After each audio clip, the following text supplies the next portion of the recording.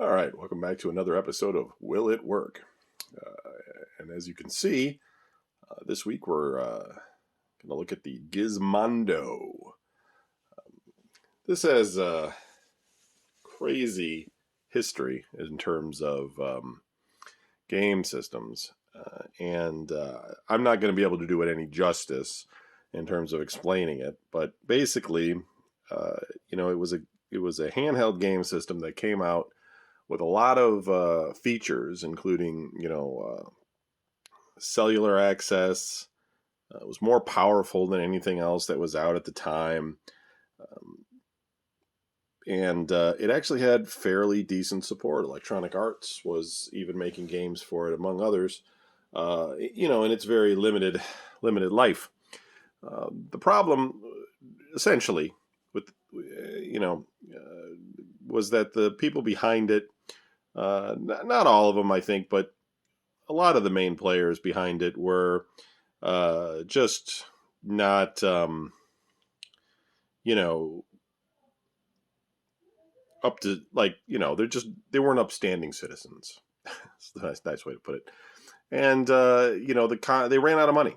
They spent a ton of money on Ferraris and such, but they just, they just blew all their investment money, and eventually the whole thing collapsed.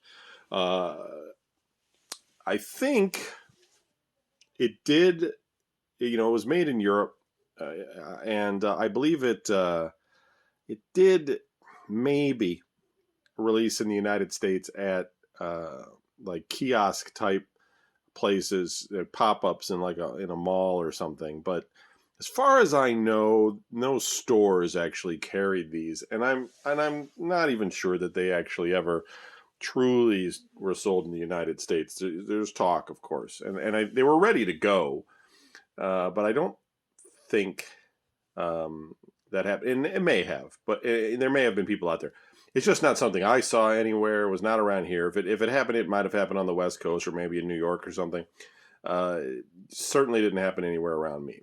So, either way, the unfortunate thing about it is that it's a fairly decent console, and a handheld console, and we'll take a look at it. This is the original box. It is the Smart Ads version. They sold two different kinds, one with ads for advertisements. I don't know why they have an extra D in there, but that's what they called it. And it was supposed to be a little bit cheaper than the main unit, and it would show advertising. This was before Amazon decided to do something similar with their Kindle line, their Fires tablets. So they were gonna have some advertising in there, which was, I don't think that was a good idea, but it was an interesting way to sort of subsidize the cost of the system. But and maybe that was a way for them to sort of get investors on board, to be not only will this be a way to make money off of the game sales, but we'll sell advertising. You know what I mean? And they probably were like, yeah, that's brilliant, guys. Come on. So we'll take a look at it, and we'll talk a little bit more about it here. So let's move that aside. So I've already taken it out of the box. Now I do have some games first. Let's take a look at those. I have this Trailblazer, which I think it was made by the Gizmondo team, or they paid somebody to build it for them. We have Point of Destruction, also made by the Gizmondo team, and never opened. Richard Burns Rally, Gizmondo. This one is open. And looks like the game is not here. Where is the game? Well, I might find it as I go through things. Some games, it may have just been empty to begin with. The way I got these things, I may never have noticed. This one's empty. It's, this one is sealed. And it's Gizmondo Motocross 2005. Great. And then this one is also sealed. We have Toy Golf. And I think all of these are Gizmondo. I mean, there was like SSX and stuff. I don't know if I have those. I might. But this is what I had on hand when I got to the point of doing this video. I continue to go through my collection and find things. And we're going to have to open one of these to talk about this, so to demonstrate it. And so what would be a good demonstration? Now let's go with this Trailblazer thing. Okay. It's not even a good seal on this one anyway. It's just a sticker.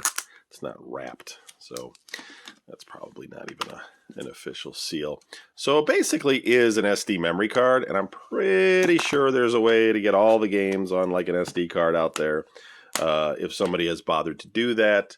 There's nothing special about it. It even has the Write Protect tab on it and everything. So, there's probably a way. There's a library. There's a piracy for everything, right? So there's probably somebody out there, if they bothered to do it, to make that happen. So let me, just 1 second.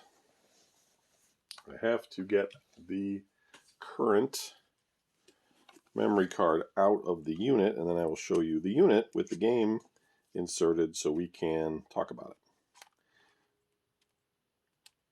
I'll make sure I got that inserted right. Okay, so here it is.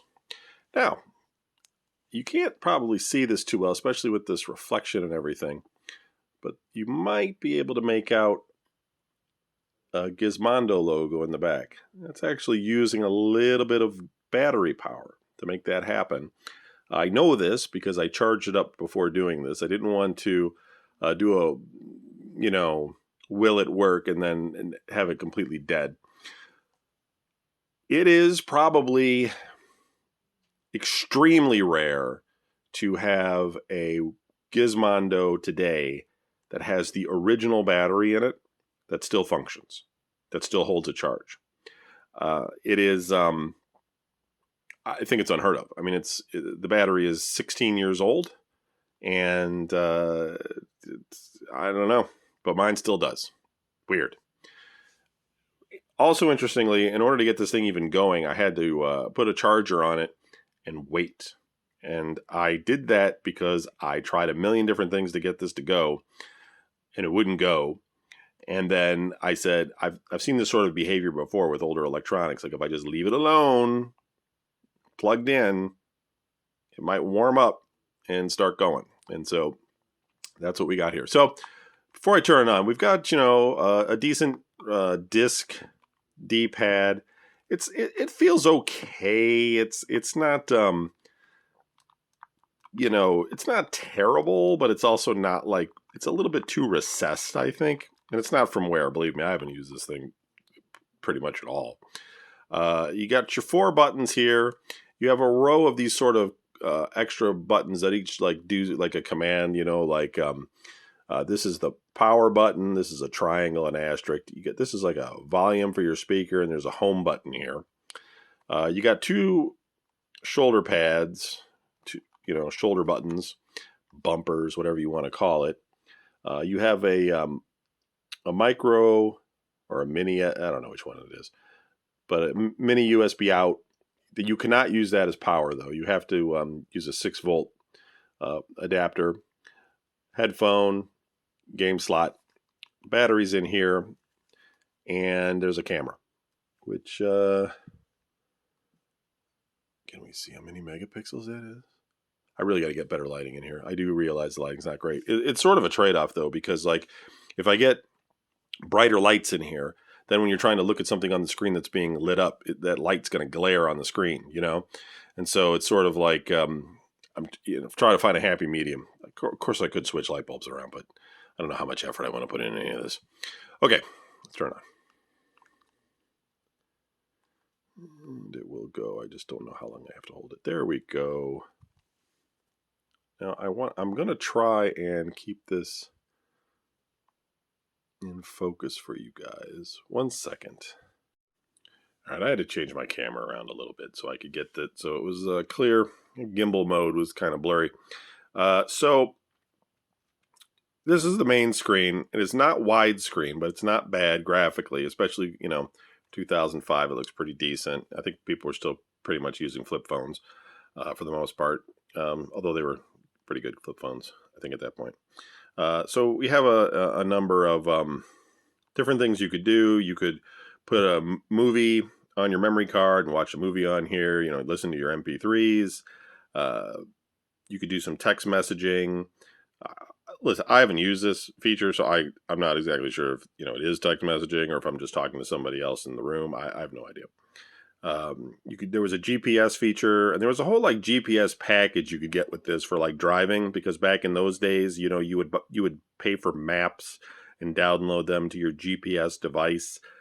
There wasn't like a you know, that sort of Waz or Wazy or Google Maps or anything at that point. You know, that was I think Google Maps, it may have existed or something, but at that point, you know, none of that was like real time. You know, because the smartphones and stuff, it just wasn't the thing yet.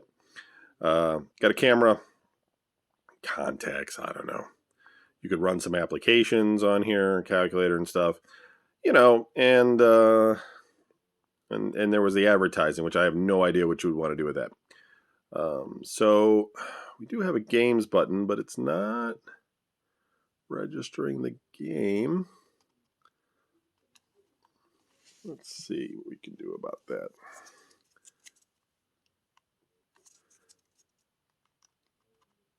Like, you know, I haven't ever tried this game before, so maybe the game is no good. Let's move this right protect down. I'll end up opening all my games. It's for science, everyone.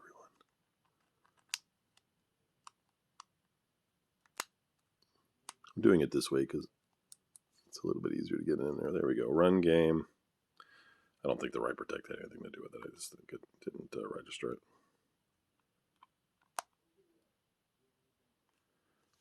All right, it's loading. Yeah, and they did make like at their last show they did, the Gizmondo company, they Tiger Telematics or whatever, they did display a mock-up of their widescreen that they were going to release as the next edition, but it never came to be.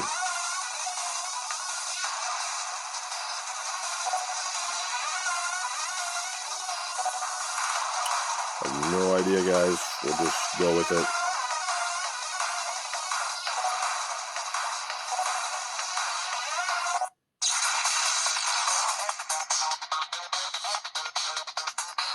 Alright. Try to figure out what I'm supposed to do here.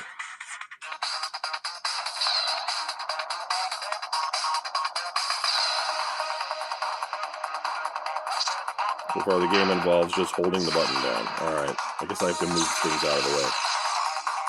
Whoops.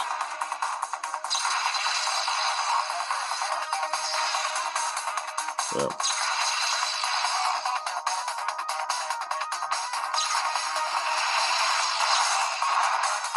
New record.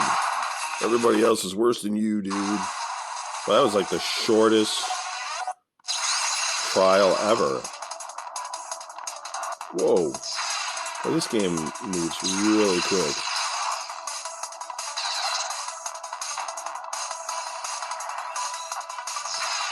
Well, guess I didn't want to go that way. And we're going to give this a thumbs down in terms of game, which you could play on the Gizmondo.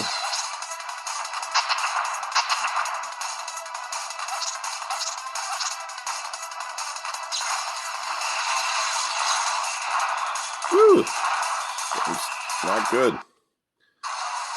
Alright, so let's go back home.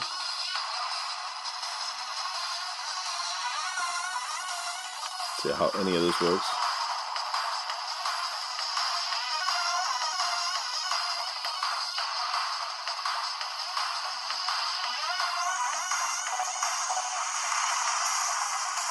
Huh.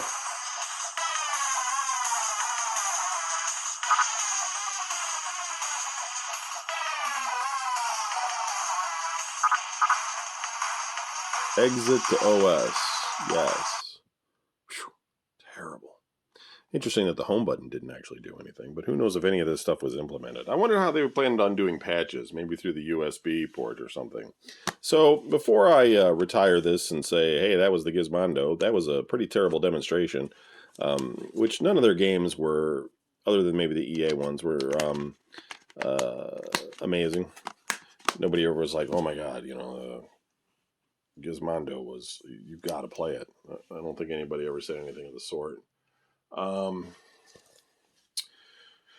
Trying to find something here that looks good, that's worth... Rich, you know, it's a shame I don't have the rally game. That actually looks pretty decent.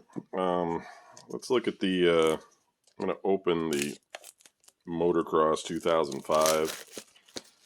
Like, no, Kevin, when it's sealed, it's worth $100 more. Oh my god, what are you doing? You could have retired on the Gizmondo money. So this is a good example, too, of how they kind of had it come with this case. So here's the game cartridge up here, and then you came with this like case that could hold 2 games.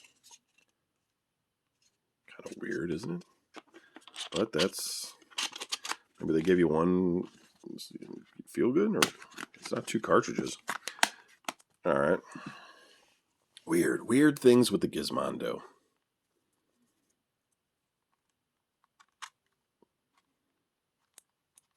Okay, let's run the game.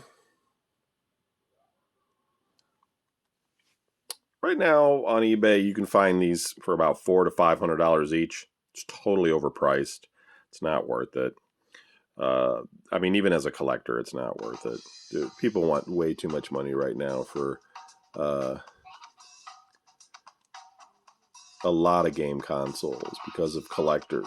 But that market's not sustainable,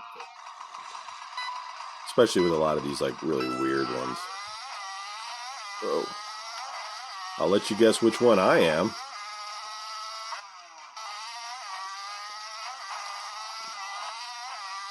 So this looks pretty good, right? It's not great, but again, you got to think of the time period.